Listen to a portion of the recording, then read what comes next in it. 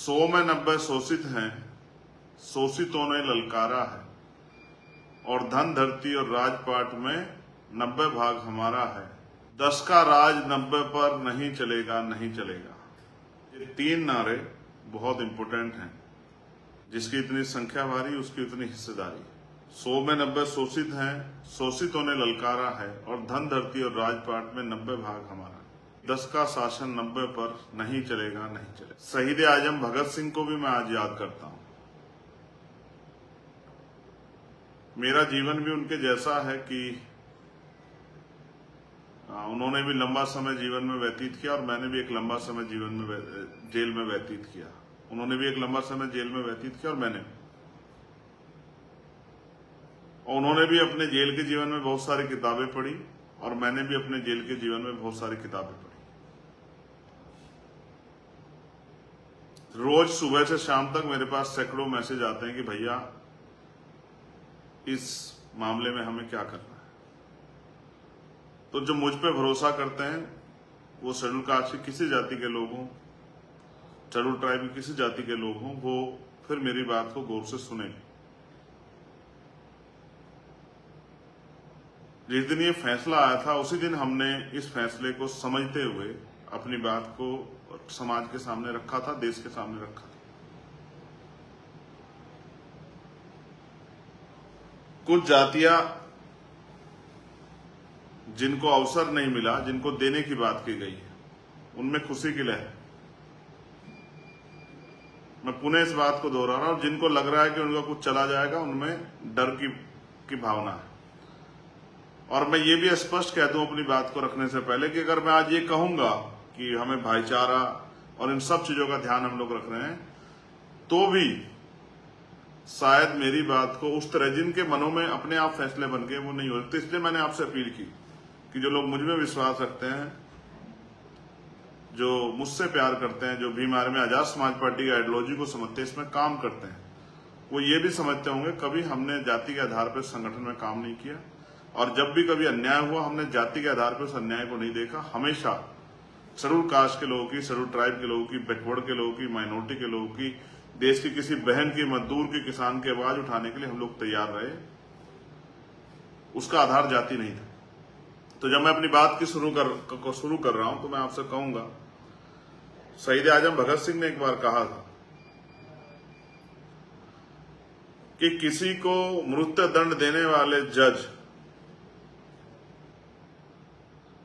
जिसने किसी को फांसी की सजा दी हो, मृत्यु दंड दिया हो, अगर उसके फैसले के पीछे से उसका मोटिव हटा दिया जाए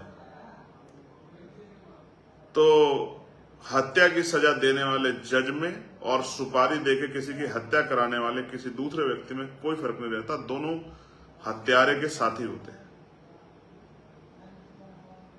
अगर जज साहब किसी को फांसी की सजा का ऑर्डर करते हैं और जल्लाद उसको फांसी देता है, उसकी जान जाती है, और यहां कोई किसी को पैसे देके किसी की हत्या करा देता है, तो दोनों में बिल्कुल फर्क नहीं है अगर उसके पीछे उनका मोटिव ना हो। अब किसी भी फैसले को समझने से पहले आपको सरकार का मोटिव देखना चाहिए कि क्या सरकार वंचित वर्गों के लिए का हितैषी है या नहीं। मैं आपको याद दिलाता हूं, अब से लगभग 2 साल पहले मैंने गोरखपुर में एक प्रेस कॉन्फ्रेंस की, और हमारे वो साथी जो समर्थन और विरोध कर रहे हैं वो जरूर अगर सर्च करेंगे तो उनको मिल जाएगा। प्रेस कॉन्फ्रेंस क्यों थी? प्रेस कॉन्फ्रेंस इसलिए थी कि हमने रिसर्च किया, चर्चा की, और हमने महसूस किया कि उत्तर प्रदेश में शेड्यूल कास्ट की 66 जातियां हैं। उनमें से बहुत कम जो हैं वो नजर आती है, लेकिन एक बड़ी संख्या उन जातियों की जो नजर नहीं आती। इसलिए हमने मांग की कि जब सुप्रीम कोर्ट ने EWS यानी कि इकोनॉमिक वीकर सेक्शन, यानी कि आर्थिक रूप से कमजोर वर्ग के लोगों के लिए 10% आरक्षण की सरकार की व्यवस्था को सही माना, तो उनको चाहिए कि वो आरक्षण की सीमा बढ़ा दें क्योंकि शेड्यूल कास्ट की आबादी लगातार बढ़ रही है और पिछले लंबे समय से जातिगत जनगणना भी नहीं हुई, तो वो आरक्षण की सीमा बढ़ा दें और इन जातियों को अलग से 5% आरक्षण की व्यवस्था कराएं। और अगर हमारे अपने भाइयों को 5% आरक्षण मिलेगा तो हमें इसके लिए कभी तकलीफ नहीं होगी। और मैं तो कह रहा हूं 5% ही नहीं 10% देना चाहिए जिनको अवसर नहीं मिले। दूसरा, हमने यही बात पिछड़े वर्ग के जातियों के लिए भी कही कि पिछड़े वर्ग की आबादी 52% है और मैं आपको चरित्र बता रहा हूं सुप्रीम कोर्ट का, जिस सुप्रीम कोर्ट के ऑर्डर पे हमारे लोग जो हैं चर्चा कर रहे हैं, उसी सुप्रीम कोर्ट ने पिछड़े वर्ग के लोगों को 52% आबादी के बाद 27% रिजर्वेशन दिया। उसमें भी क्रीमी लेयर की एक सीमा लगा दी और फिर उस आरक्षण व्यवस्था को चालू किया। लेकिन आज तक भी कभी उसको मॉनिटरिंग नहीं किया।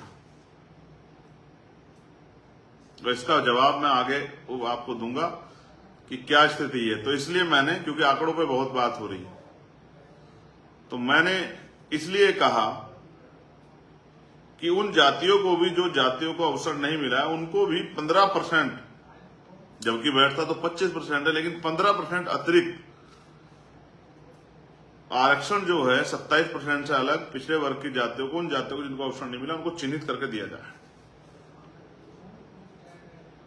ये बात मैंने उस पीसी में रखी और अपनी पार्टी के लोगों से कहा कि हम, जो हमारी पॉलिसी है वो जनता को पता होनी चाहिए।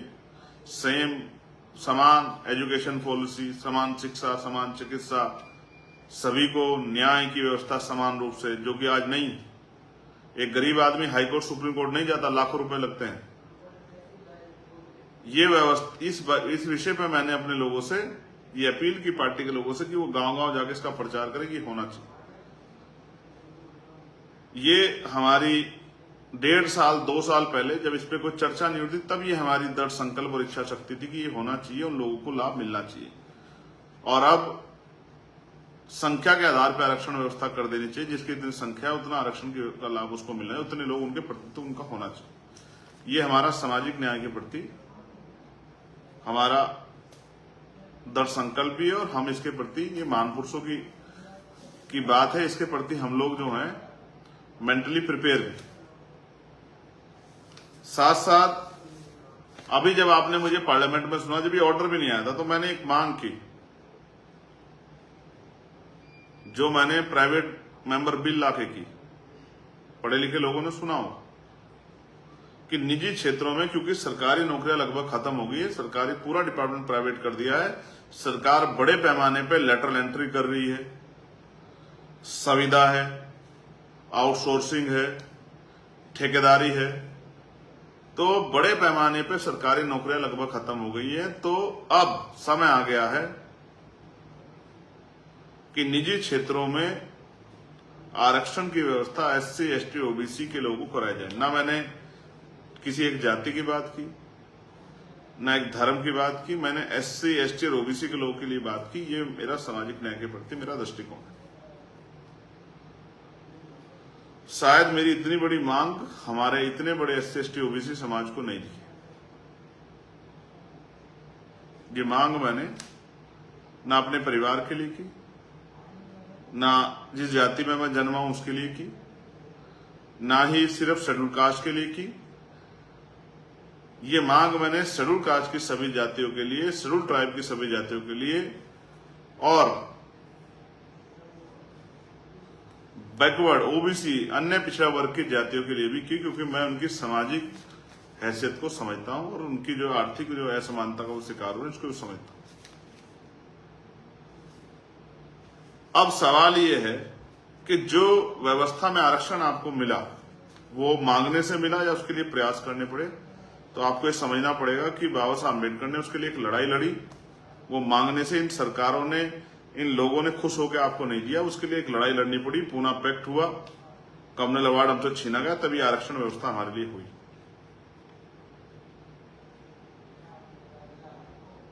ये किसी ने दया करके आपको नहीं दिया।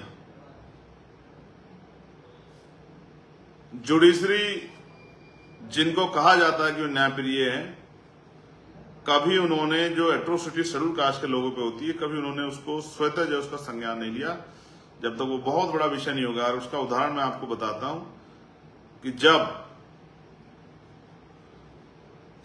कई मामलों में सुप्रीम कोर्ट ने सु मोटो लिया, स्वतः संज्ञान लिया, लेकिन हाथरस के मामले में जब हम लोग लगातार संघर्ष करते रहे, हाथरस के मामले में जब हमने बहुत पूरे देश में संघर्ष करा, दुनिया में जो लोग रविदास धर्म के लोग रहते हैं मुझसे अटैच करते हैं, मैंने उनको कई जगह जो है भारतीय दूतावास पे जो है जर्मनी, कनाडा, ऑस्ट्रेलिया, ऐसी कई जो है कंट्रियों में जब मैंने उनसे कहा कि आंदोलन की अपील की कि हमारी बेटी के साथ ये, बहन के साथ ये हुआ है, तब जाके हाई कोर्ट ने सु मोटो लिया। और सुप्रीम कोर्ट के में जब आया मामला तो सुप्रीम कोर्ट ने कह दिया कि हाई कोर्ट इसको अपने आप सुनेगी।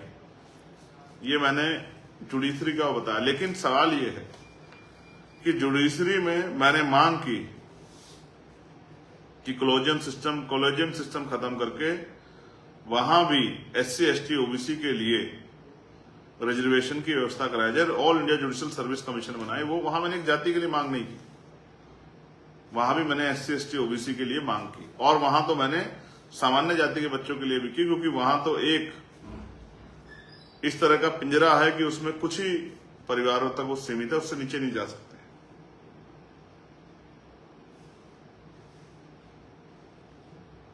ये मेरा सामाजिक न्याय के प्रति दृष्टिकोण है। अब अगर आप आरक्षण की बात करेंगे, जिस तरह की चर्चा आज चल रही है,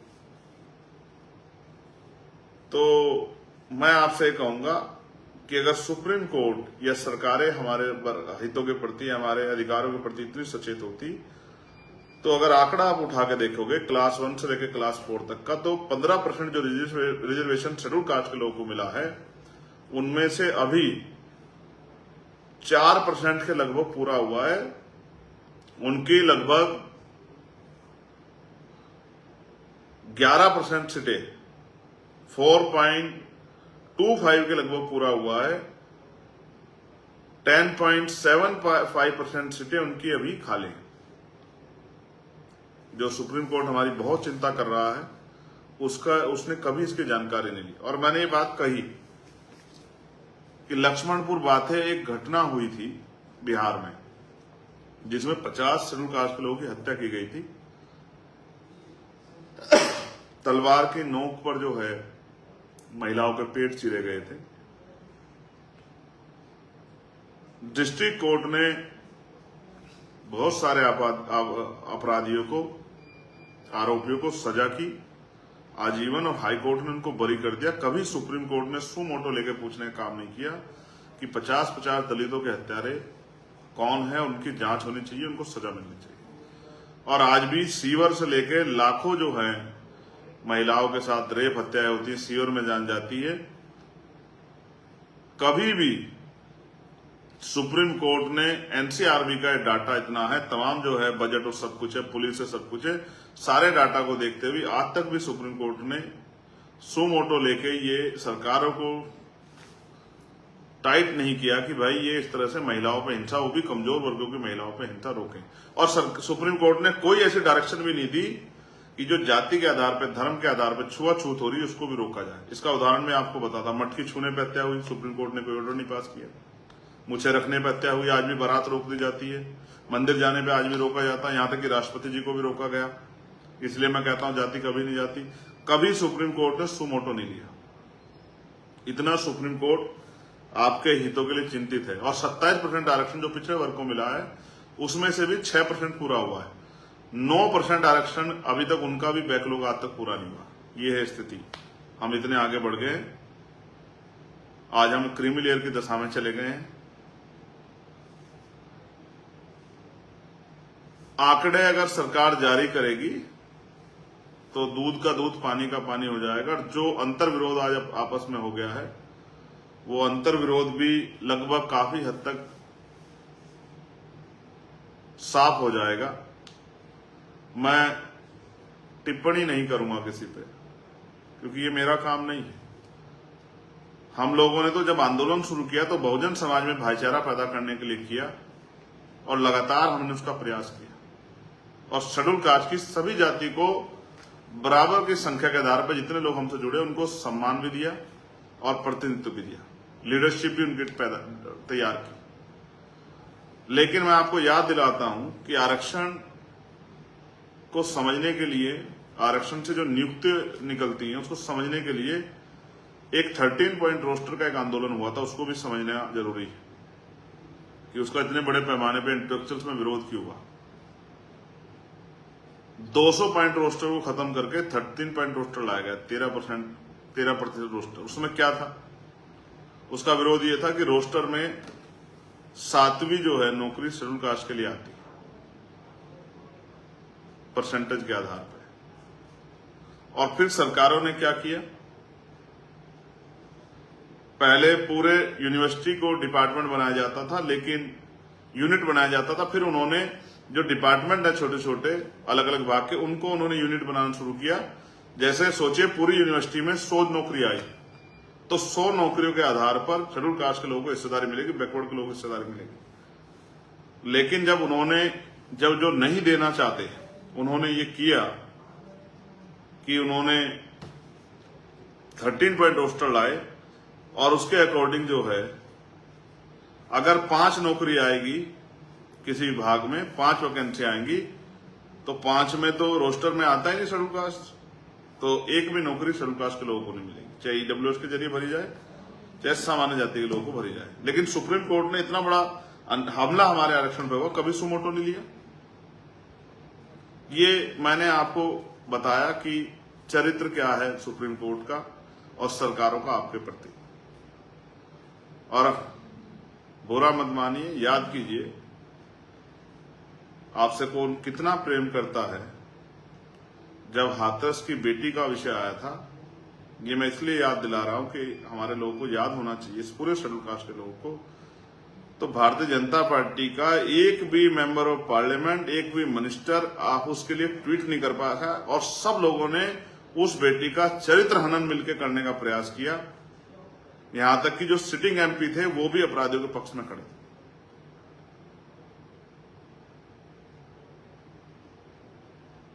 समझदार लोग मेरी बात को समझेंगे कि मैं क्या कहना चाहता हूं।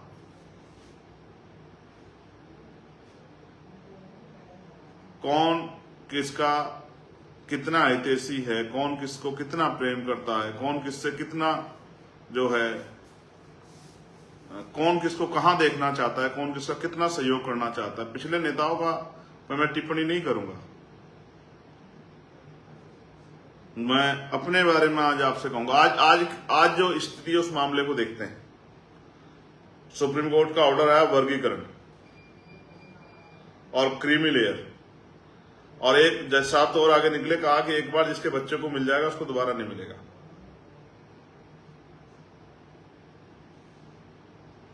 अब क्रीमी लेयर पे जब क्रीमी लेयर की बात आई तो क्रीमी लेयर का नुकसान शेड्यूल कास्ट की सब जातियों को होता, चाहे वो सफाई कर्मचारी में नौकरी लगाओ या वो जो एक लाइन और उन्होंने कही कि जिसको एक बार मिल गया, चाहे वो 4th क्लास की नौकरी में लगाओ या क्लास 1 की, इसका नुकसान सबको होता। तो सभी लोग इसका सामूहिक रूप से विरोध करते हैं। लेकिन वर्गीकरण के आधार पे, वर्गीकरण को जब आधार बनाया गया तो अब क्योंकि पुराने रूप से प्रैक्टिकल हुआ है, इसके फायदे भी उस तरह से कुछ जो है हुए हैं, वो नियत के ऊपर डिपेंड करता है। पंजाब में, हरियाणा में, तो मैं इस बात को भी नजरअंदाज नहीं कर रहा हूं, मैं इस बात को भी समझता हूं, लेकिन मैं इस आंदोलन के समर्थन और विरोध पे ध्यान रख रहा हूं। आज इस आंदोलन का समर्थन वर्गीकरण का वो लोग भी कर रहे हैं, हमारे शेड्यूल कास्ट के लोगों से अलग, जो लोग पूरी जिंदगी आरक्षण को कोसते रहे, जो कहते थे आरक्षण से अयोग्य लोग आते हैं, आरक्षण की वजह से ये हमारे सर पे चढ़ के बैठ गए हैं, आरक्षण की वजह से जो तमाम तरह से हर घटना पे हमें गाली देते हैं, आरक्षण की वजह से जो कोसने काम करते हैं आरक्षण को, जिन्होंने ईडब्ल्यूएस जो है 10% ले भी लिया, लेकिन वही जो है वो समर्थन कर रहे हैं अब आप समझिए, जब आपका दुश्मन आपके अधिकारों का समर्थन करने लगे तो आप समझिए कि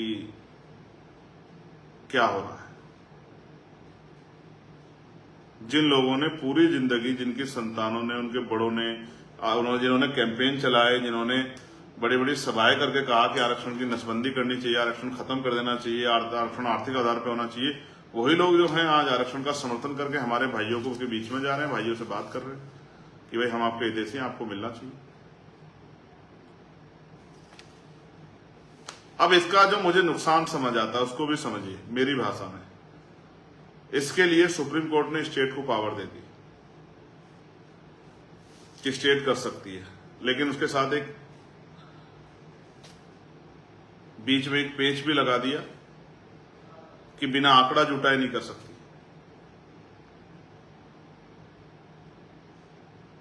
आंकड़े कैसे जुटेंगे? जब जातिगत जनगणना होगी। भाई जब तक जातिगत जनगणना नहीं होगी तब तक तो आपको कैसे पता लगेगा किसको कितना लाभ मिला है? तो पहले आप जातिगत जनगणना कराएंगे। इसके लिए मेरे पास एक और उदाहरण है। जैसे आर्थिक आधार पर जब आरक्षण आया तो वो एंटी कॉन्स्टिट्यूशनल था, असंवैधानिक था, क्योंकि आरक्षण का जो आधार है वो छुआछूत है, वो भेदभाव है, वो प्रतिनिधित्व है। लेकिन क्या सामान्य जातियों का प्रतिनिधित्व कम है? क्या उनके साथ छुआछूत होती है? क्या वो शैक्षिक रूप से पिछड़े हुए हैं? ना उनके साथ छुआछूत होती, ना वो शैक्षिक रूप से पिछड़े हुए हैं, और ना ही उनका प्रतिनिधित्व कम है। लेकिन वो इस देश में इसी सरकार ने लागू किया जो सरकार पिछले दरवाजे से इसका समर्थन कर रही है। तो मेरा कहना यह है कि इसका सबसे बड़ा नुकसान मुझे नजर आता है वो ये, स्टेट को अगर पावर दोगे तो स्टेट जैसे उत्तर प्रदेश में मुलायम सिंह जी की सरकार में 17 ओबीसी की जातियों को शेड्यूल कास्ट में जोड़ दिया गया, फिर सुप्रीम कोर्ट ने उसको रोक दिया, और भी कई सरकारों ने इस तरह का प्रयास किया, तो सुप्रीम कोर्ट ने उसको इस बात के साथ खत्म कर दिया गया। हम भी ये कहते थे और आप सब लोग भी जानते, पढ़े लिखे सब लोग ये कहते थे भाई ये नहीं हो सकता, क्योंकि इसकी पावर तो राष्ट्रपति जी को है, संसद को, ये तो स्टेट गवर्नमेंट को है ही नहीं। कल जो आपके विरोधी सरकारें हैं वो ऐसा क्यों नहीं करेंगी कि बहुत सारी उन जातियों को, बैकवर्ड की उन जातियों को शेड्यूल कास्ट में करके और आप ही की जिस खाने को आपके लिए बनाने का उसमें प्रतिनिधित्व के आधार पर डाल देंगे, फिर क्या करोगे? मेरी ये मानना है कि ये पावर संसद को ही रहनी चाहिए। इसकी जो पावर है कॉन्स्टिट्यूशन की, कॉन्स्टिट्यूशनली जो पावर है वो संसद को रहनी चाहिए, राष्ट्रपति जी को रहनी चाहिए। स्टेट गवर्नमेंट तो बहुत सारी जगह पे आपकी हितैषी नहीं है, और कौन सी गवर्नमेंट आपकी हितैषी आप बेहतर जानते हैं। उसका उदाहरण ये है कि आपके बच्चों की स्कॉलरशिप बंद हो, किसी को फर्क नहीं पड़ा, एजुकेशन का बजट बंद होगा, किसी को फर्क नहीं पड़ा, स्कूल इतने बंद कर दिए, किसी को फर्क नहीं पड़ा, तमाम तरह की चीजें और प्रयास किए, किसी को फर्क नहीं पड़ा। इसलिए मैं आपसे कह रहा हूं कि जमीन पे जाके आप देखेंगे तो आपको, और एट्रोसिटी और तमाम चीजें तो वो आपके सामने रहेंगी, और किस तरह से आज भी कच्चे मकानों में रहते हैं, तमाम तरह की परेशानियां होती है। मैं उस बात को आप और मैं जानते हैं। अगर इतना जो है अच्छा होता तो फिर हमारे लोगों को मैला नहीं उठाना पड़ता, कटर में नहीं जाना पड़ता, ठेकेदारी पे 5,000 7,000 में काम नहीं करना पड़ता। ये तकलीफ भी जो है नहीं होती। तो स्टेट को इसकी पावर देना, ये खुद में एक अंतर विरोध खड़ा करना है। कल कहीं बिना आंकड़ा जुटाई कर दिया जाएगा तो उस तरह से फिर कोर्ट में जाके इसको जो है, इसको फिर से इसमें रोक लग जाएगी। तो इसकी पावर जो है वो स्टेट पे नहीं होनी चाहिए, सेंटर पे होनी चाहिए। दूसरा, मैं कहता हूं सेंटर को, अगर सेंटर हमारे भाइयों को देना चाहता है तो हम तो रेडी बैठे कि वो दे, वो जातिगत जनगणना कराए, उसके आंकड़े देखे और उसके आधार पर जिन जातियों को नहीं मिला उनको दे, स्पेशल ट्रीटमेंट के तौर पे दे, और 2-4% नहीं 10% दे। लेकिन भाइयों को लड़ा के, भाइयों को आपस में झगामने सामने लाके अगर सरकार ये सोचती है कि वो सफल हो पाएगी तो ऐसा हम लोग नहीं होने देंगे। बड़ी मुश्किल से ये इस तरह की एकता जैसे हालात बने, वो भी तब बने जब पूरी कम्युनिटी पे, पूरे शेड्यूल कास्ट शेड्यूल टाइप पे हमला हुआ SC ST एक्ट में, तब जाके ये एकता क्यों बने, जब मार पड़ी।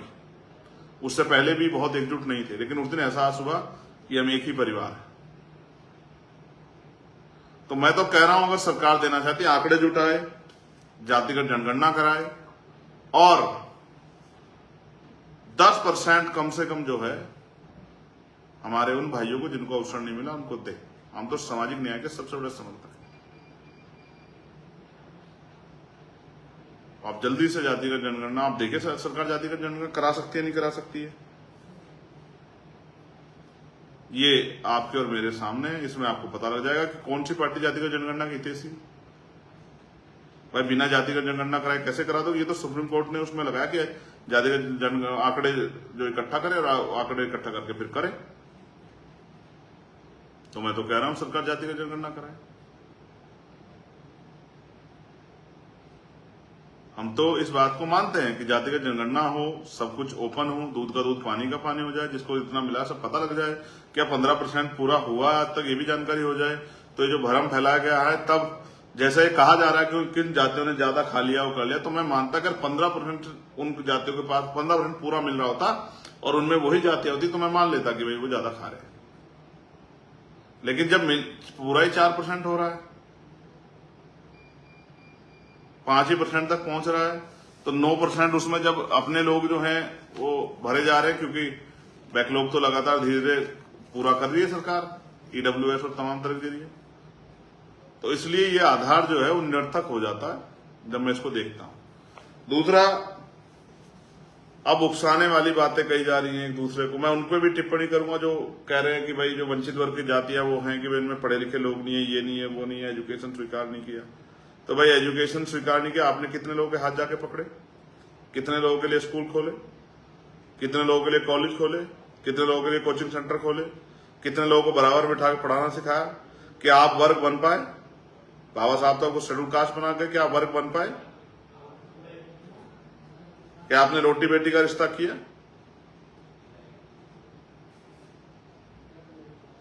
क्या आपने सोशल रिस्पॉन्सिबिलिटी को निभाया? क्या आपने पे बैक टू सोसाइटी किया? इसका जवाब आप पे है। क्या आपने अपने आखिरी भाई का हाथ पकड़ा? क्या आप उनकी बस्ती में गए, उनके बीच में बैठे, उनकी परेशानी को सुना समझा, उनके साथ खड़े होने का प्रयास किया, उनकी तकलीफ को अपनी तकलीफ माना?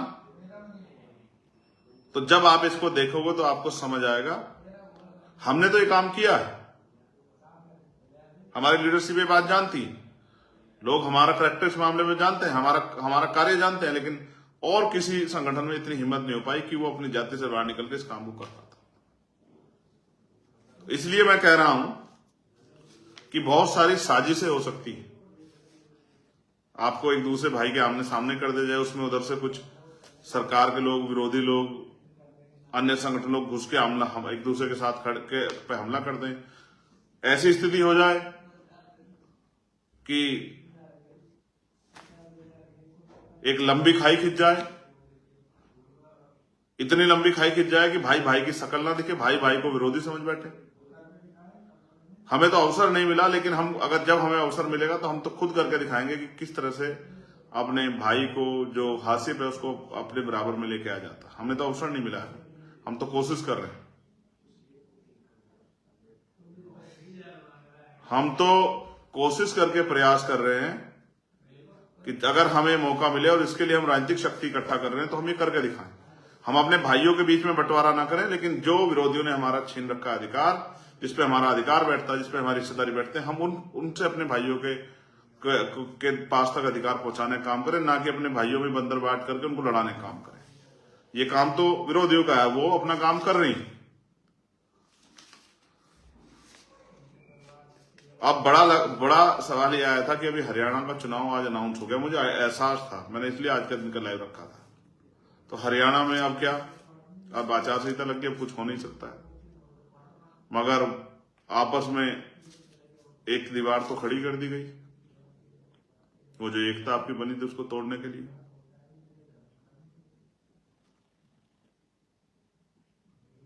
आप पे क्या भरोसा है कि चुनाव के बाद सरकार जो है, जो बंद दरवाजे से आपको कह रही है कि हम आपके साथ हैं, और माइक पे कह रही है कि नहीं हम इसको पे अभी तय नहीं कर पा रहे हैं, आपको क्या लगता है कि वो इसके बाद पे अध्यादेश नहीं लाएगी या इस चुनाव के बाद आपकी वोटों को लेके फिर अपने तरीके से काम नहीं करेगी। ये तो आपको तय करना है।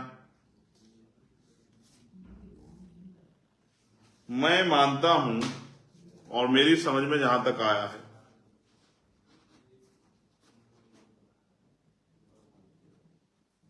कि जब आपके आगे दाना फेंका जाए तो शिकारी आपका शिकार करना चाहता है, ना कि आपको पाल पोस के मजबूत करना चाहता है। इसलिए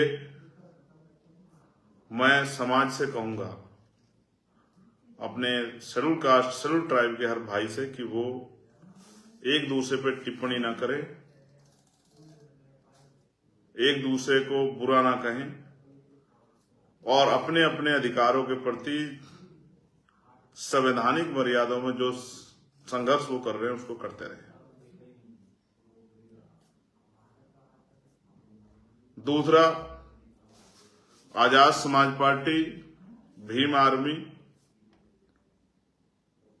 सरकार के षड्यंत्र को समझती है, सरकार की चालों को, साजिशों को समझती है और भविष्य में कुछ ऐसा ना हो जाए उसको भी ध्यान में रख के सचेत है। इसलिए आजाद समाज पार्टी निजी क्षेत्रों में आरक्षण की व्यवस्था की जाए और इसके लिए सरकार को झुकाने का काम, सरकार को मजबूर करने का काम किया जाए और आरक्षण की सीमा बढ़ाई जाए। जिन भाइयों तक नहीं पहुंचा उनको 10% आरक्षण की सीमा बढ़ा के 15% से अतिरिक्त 10% आरक्षण की व्यवस्था उन जातियों के लिए की जाए। ऐसी जो है हमारी सोच है और उसके लिए 11 सितंबर को हम लोग दिल्ली में एक ऐतिहासिक आंदोलन करेंगे। हमें भीम आर्मी आजाद समाज पार्टी की शक्ति पे समाज के बुद्धिजीवी वर्ग के, जो बुद्धिजीवी वर्ग की सोच रहा है, मुझसे उम्मीद कर रहा है कि भाई चंद्रशेखर आजाद जो हमारा बेटा है वो हमारे अधिकारों के प्रति क्या सचेत है या नहीं है, या उसको फिक्र है या नहीं है। मैं उन सबसे भी कहना चाहता हूं कि जब तक मेरे शरीर में लहू का आखिरी कतरा है, ना तो मैं अपने भाइयों को लड़ने दूंगा और ना ही मैं इनके अधिकारों को दुश्मन की साजिशों का शिकार होने दूंगा। और जो भी आरक्षण के खिलाफ षड्यंत्र करने काम करेगा उसको दिन में तारे दिखाने का काम हम लोग जो हैं वो करेंगे और एक बहुत ऐतिहासिक आंदोलन हम लोग 11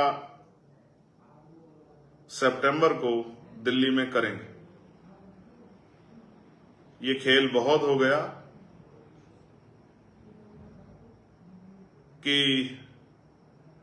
हम लोग 15% में लड़ते रहे। हम लोग 15% में नहीं लड़ेंगे आपस में। हम लोग शेड्यूल कास्ट के लोगों के लिए 25% आरक्षण की व्यवस्था शेड्यूल कास्ट और शेड्यूल ट्राइब के लिए की जाए। इसके लिए हम लोग संघर्ष करेंगे और अपने भाइयों को भी उनका हिस्सा दिलाते रहेंगे। मैं आजाद समाज पार्टी, भीम आर्मी और अपने बहुजन समाज से, बुद्धिजीवी वर्ग से कहूंगा कि किसी भी तरह की टिप्पणी अपने भाइयों पर ना करें। कल हमारे भाइयों को जब सरकार का खेल उनकी समझ में आएगा तो उनको एहसास हो जाएगा कि सरकार उनके साथ किस तरह खेल रही थी, सरकार उनकी कितनी हितैषी है और सरकार उनसे वोट के अलावा कोई और मकसद रखती है नहीं रखती है। बहुत सारे लोगों को इतनी बार मौका मिला, फिर भी आज हम इस हालात में क्यों हैं, इसका जिम्मेदार कौन है? नौकरियां इस देश में 2% हैं, जिनमें से 1% करीब निजीकरण की भेंट चढ़ गई हैं। बहुत सा बड़ा सेक्टर प्राइवेट हो गया और बहुत सारे बैंक अभी प्राइवेट सेक्टर में करने के लिए उनको मर्ज करने की तैयारी कर दी।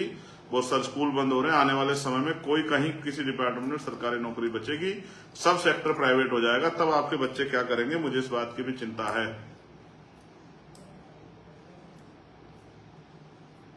मुझे चिंता है, क्या आप पूरी जिंदगी जब तक जीवन रहेगा आपका, क्या आप गरीबी, बेबसी, जुल्म, जातिगत भेदभाव, अन्य अत्याचार से ही लड़ते रहेंगे या इस देश में अपनी हिस्सेदारी को भी आगे बढ़ाएंगे?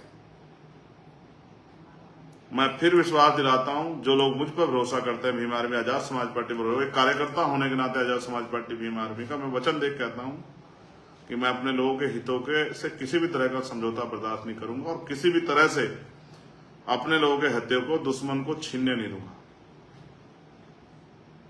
किसी भी कीमत पर जब तक मेरे अंदर लहू का, मेरे शरीर में सांस है, लहू का आखिरी कतरा है, मैं उनको विश्वास दिलाता हूं जो शक्ति उन्होंने मुझे दी है, मैं उनकी शक्ति के बदौलत उनको विश्वास दिलाता हूं कि मैं चंद्रशेखर आजाद और भीम आर्मी आजाद समाज पार्टी का एक समर्पित कार्यकर्ता आपको विश्वास दिलाता हूं कि किसी भी सरकार को उसकी साजिश का जवाब देने की शक्ति आप लोगों ने हमें दी है, वो जवाब हम लोग दे सकते हैं। लेकिन मैं आपसे भी कहूंगा, सावधान रहें, सतर्क रहें और आपस में अपनी एकता को ना टूटने दें। बहुत सारी चीजें समय के साथ जो हैं छनकर आपके सामने आ जाएंगी। बहुत सारी चीजें जो हैं छनकर स्पष्ट रूप से आपके सामने आएंगी, तब आपको एहसास हो जाएगा। मैं आप सबका धन्यवाद देता हूं कि आपने मुझे सुना, इसलिए मैं आपका आभारी हूं। मगर मेरा विश्वास है कि आप वर्तमान हालात, दुश्मनों की साजिश और आज की स्थिति में किस तरह से समाज को साथ लेकर चलना, इन फैसलों को मेरे समझेंगे। मैं बहुजन समाज का सच्चा सिपाही हूं, इसलिए मैं आपसे अपील कर रहा हूं, सावधान, सतर्क रहें और जिम्मेदारी से संवैधानिक मर्यादाओं का पालन करते हुए अपनी बात को रखें, अपने आंदोलन को चलाएं। किसी जाति धर्म पर टिप्पणी ना करें, किसी को बुरा ना कहें, अपने संवैधानिक संघर्ष को जारी रखें। और बाकी बात मैंने आपको कहा, जो सरकारें हमारी एकता तोड़ के हमें कमजोर करना चाहती है, उनसे हम सीधे सीधे जो संघर्ष है वो अपनी शक्ति के बल पे 11 सितंबर को दिल्ली में उनको जवाब देंगे और उनके इस झूठ को कि पोल को भी खोलने का काम करेंगे। हम पे बहुत सारे उस तरह के एविडेंस उनके प्रति हैं कि वो किस तरह की मंशा और किस तरह की इच्छा हमारे लोगों से रखते हैं, क्या वो हमारे लोग छुआछूत भेदभाव करते नहीं करते हैं, और वो हम लोगों के कितने हितैषी। उन्हें आप सभी का धन्यवाद। लेकिन मैं समाज से अपील करूंगा कि वो निराश ना हो, कमजोर ना पड़े, मन में कोई परेशानी ना रखें। सुप्रीम कोर्ट और तमाम चीजों से बड़ी है जनता, और जनता जो है अपनी शक्ति को समझे। जिस तरह से हमने पहले भी, चाहे 2 अप्रैल को अपनी एकता से, चाहे दिल्ली में गुरु घर के आंदोलन में अपनी एकता से दुश्मनों को मुंह तोड़ जवाब दिया है, उसी तरह से हम सरकार के इन षड्यंत्रों का भी सामना करेंगे। इस बात का मैं आपको विश्वास दिलाता हूं। बहुत बहुत धन्यवाद। अब हम पैरों की तरफ नहीं, आसमान की तरफ देखेंगे और 85% बहुजन समाज के लोगों को उनकी संख्या के आधार पर उनके अधिकार कैसे मिले, इस बात के लिए संघर्ष करने के लिए तैयार होंगे। इन्हीं सब बातों के साथ आप सभी के लिए मंगल कामनाएं।